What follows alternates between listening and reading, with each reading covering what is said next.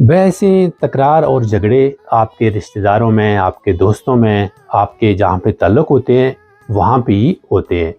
तो कोशिश किया करें कि छोटी-छोटी बातों को इग्नोर करें और फ़ज़ूल के झगड़ों से, तकरारों से अपने आप को दूर रखें। क्योंकि किसी भी तकरार के बाद, किसी मुनाज़रे के बाद कौन सी पार्टी जीती है, कौन सा इंसान जीता है, उसको नंबर नहीं मिलते या ग्रेड नहीं मिलते, पास फेल नहीं होते, बल्कि ये देखा जाता है कि उस तकरार झगड़े के बाद पीछे क्या रह गया है।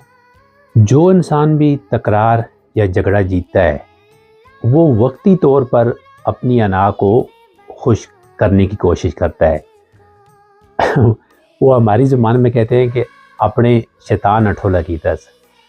लेकिन याद रखें, किसी भी झगड़े के बाद, तकरार के बाद, मुनाज़रे के बाद जो इंसान या पार्टी जीत जाती है तो उनके वक्ती तौर पर जीतने के साथ वो डेफिनेटली दो चीज़ें हार जाते हैं।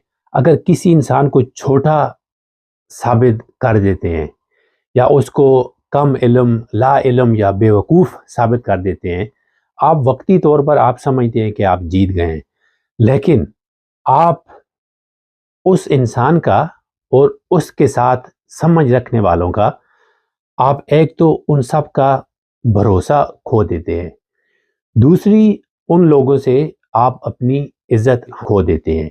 और कभी कभार तकरार में, मुनाज़रे में हालात इतने बिगड़ जाते हैं कि किसी इंसान की जान भी चली जाती है। इसलिए अपने आप पे कंट्रोल किया करें। इंसान अशरफुल मखलूक़ात है। जब वो सब्र करता है, अपने अखलाक ऊंचे दिखाता है, तो उसकी जीत तब होती है, ना कि जानवरों की तरह लड़ाइयाँ करना, मुनाज़रे करना, एक दूसरे को छोटा दिखाना। कुरान इसके बारे में कहता है, सूरह Al Imran chapter number 3 verse number 134, ऐसे नेक लोग मुझे बहुत पसंद है जो खुशी व गम में खर्च करते हैं, लोगों की मदद करते हैं और दूसरों के कसूर मुआफ़ कर देते हैं और गुस्से को पी जाते हैं, गुस्से को कंट्रोल करते हैं। और फिर अगली वर्स कहती है 135, कभी कभार उनसे कोई गलती हो जाती है तो वो जल्दी तौबा कर लेते हैं, उनको समझ आ जाती है कि मेरे से गलती हो गई है।